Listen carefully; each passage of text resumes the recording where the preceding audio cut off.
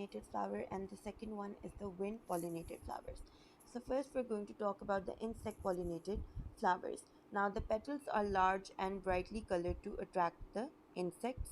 The scent and nectar is present, entices the insects to visit the flower and push past stamen to get to the nectar.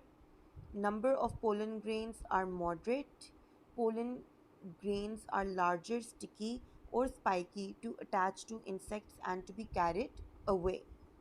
The anthers are inside the flowers. They are stiff and firmly attached to brush against insects. And the stigma is also inside the flower. It is sticky, so the pollen grains can stick to it whenever an insect brushes past. Now, the wind pollinated flowers. Wind pollinated flowers, the petals are small and dull, as you can see.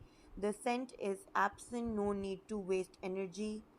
Number of pollens are very large. Pollen grains are smooth and small and light, so they can be easily blown by the wind. Anthers are outside, as you can see over here, they are outside of the flower, swinging loose on long filaments to release pollen grains. And the stigma is right here. It is outside of the flower. It is feathery to catch drifting pollen grains.